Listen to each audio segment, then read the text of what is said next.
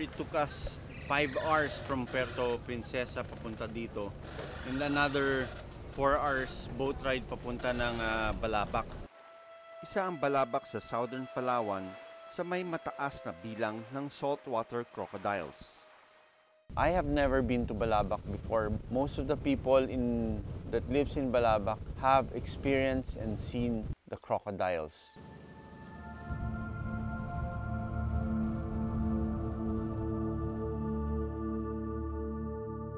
Grabe yung biyahe namin, ano? Inabot kami ng halos sa isang buong araw. Finally, nakarating na dito sa napakagandang isla ng Balabac.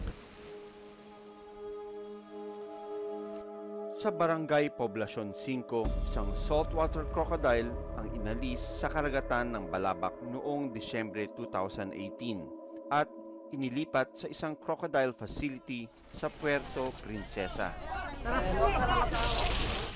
Dahil ito raw ang pumatay sa mangingisdang si Cornelio Bunite. Noong isang taon, buwan nung Nobyembre, ay may aksidenteng nangyari. May isang mangingisda namatay dahil kinagat siya ng buhaya. 2 days after, nakita ang kanyang bangkay. Ang kanyang amang si Reynaldo Bunite, hindi naniniwalang iisang buhaya lang ang gumawa nito sa kanyang anak. Maring hindi lang iisa. 2 sila o 3 yun. Ang buhaya, kung nag-iisa lang siya, hindi yun maghihiwalay ang katawan ng tao. Dito pa lang, pinagagawa na siya. Ito lang? Dito yan, lang? Yan. Akala ko doon. Hindi dito, nakasadsad yung dulo ng bangka niya. Nung madaling araw ng alas 3 ng November 27. Hindi niya namalayan, siguro yung buhaya, dati na dyan nakaabang sa kanya. Maliwanag ang buwan.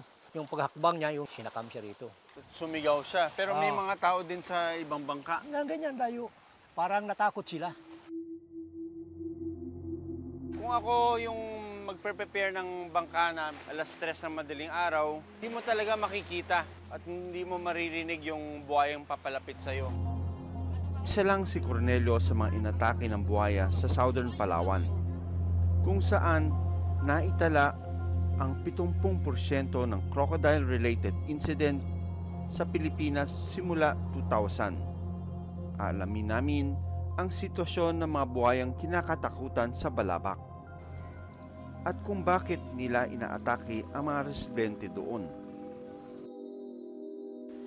Stilt houses o nas ibabaw ng tubig ang karamihan ng mga bahay sa Barangay Poblacion 5. Pero hindi lang tao ang inaatake ng mga buhaya.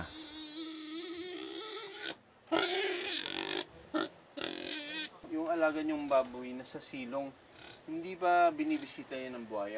Yan ang parati pinapasyalan dito. Parang natatakam yung buhaya dito dahil ito yung pagkain niya. Hindi ba ito inaabot ng tubig? Naabot siya ng tubig. Crocodiles would not know whether you're a human or an animal or their natural prey. If they see an opportunity, they will snatch out whatever is within their reach. Yan ang kanilang survival instincts. Kami po ay natatakot at saka nawawala ng hanap buhay yung mga tao dito.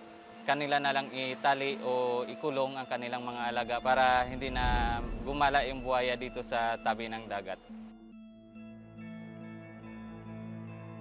Ito ay isang sign warning the people na mag-iingat sila dahil may buhaya dito. Mukhang epekto na ito para maiwasan yung mga buhaya. Pinagkukulungan ito ng alagang baboy. So ngayon nakatali na sila dito. Unlike before, paggala-gala lang yung mga kambing nila at pupunta sila sa pangpang. Which this is an easy meal for a large crocodile.